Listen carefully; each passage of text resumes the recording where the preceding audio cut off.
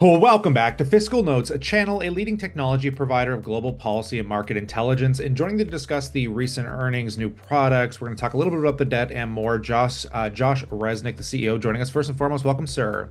Kyle, thanks a lot for having me today. Always a pleasure to get you back on. So yeah, your earnings were pretty intriguing. You guys are introducing a lot of new products. There's a lot of questions around where the growth is coming from. Do you want to just give us some insight from that earnings? What's going on, kind of under the hood? Sure. And again, thanks for having me, Kyle. Appreciate it. We did announce earnings recently, just a few weeks ago. We had a good Q1, beat expectations for revenue and adjusted EBITDA. We're continuing to execute on the plan that we have explained to everyone, where there's a lot of investment that we're making in product as the next step towards our future growth. So, as a reminder, we have thousands of clients today who are paying us for our comprehensive and critical policy data and information. We collect this important policy data from more than 100 countries globally.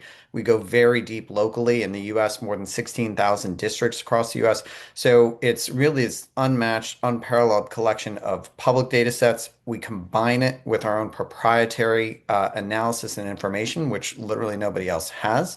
And we provide our customers with really important insights that are very, very impactful to their business. And so all this is a really solid foundation for us to start from. The challenge that we've had from a growth perspective has been product, where a lot of these data sets are siloed into separate legacy products. So getting, federal data from one product, local from a different product, that creates a lot of friction in the buying process. It creates friction in engagement, and it makes it difficult to drive cross-sell and upsell. So it really hurts us with all aspects of the buying and growth process. To address that, we launched our new flagship product, PolicyNote, in January of this year, and we're seeing really excellent metrics there. So we're excited about what that's going to do for our future growth.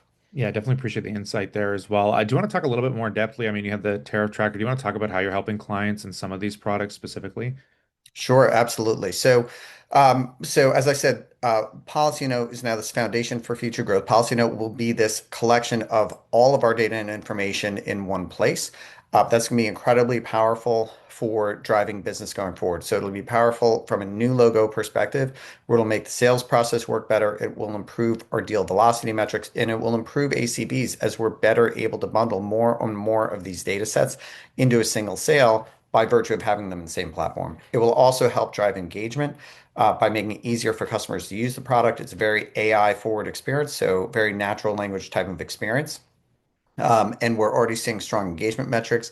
And then it will enable upsell, cross sell to drive that expansion revenue as we're able to offer more information and more features to the users as part of their experience. So, one example of that. So, we launched PolicyNote in January of this year.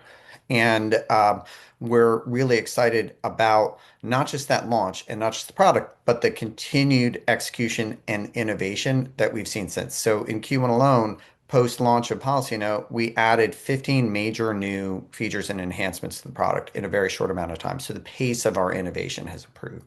And the pace of our execution overall. And one good example of that is the tariff tracker that we launched actually in April. So April 2nd, President Trump announced sweeping tariffs in what he called Liberation Day that really created some challenges for organizations around the world as they had to figure out then how are we going to navigate this new environment with all these tariffs and what will that mean? Within 2 weeks of that day, so by April 16th, we had in PolicyNote a brand new tariff tracker. So not just kind of a slideware, not just in testing, but actually launched in production in the product within 2 weeks of the announcement of those tariffs. So really rapid innovation.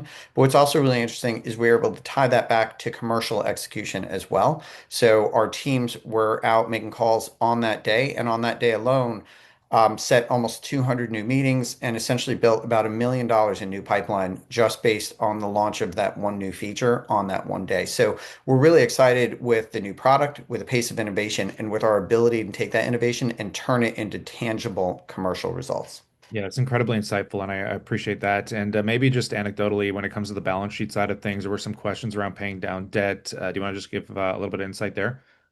Yeah, sure. We've been managing our debt in a really strong way.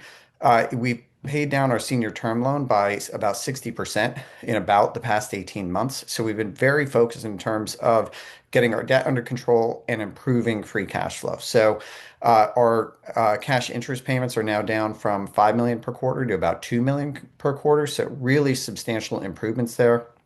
Um, and you're seeing strong improvements in free cash flow overall. So looking on a trailing 12-month basis, if you look at the period ending March 31, 2025 versus the same period 2023, so 2 years, we've improved free cash flow by about $70 million in just that amount of time.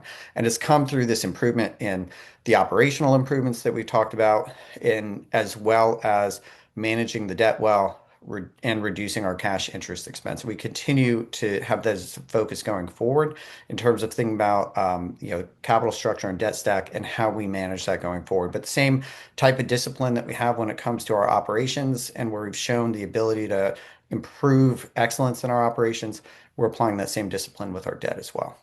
No, that's awesome, and I'll pass it off to the viewers as always. We'd love to know what you think about all of us in that comment section below. And consider subscribing as news catalysts like this hit the wire. We're going to bring it to you here. But on that, we look forward to catching you in the next one. Thanks, Kyle.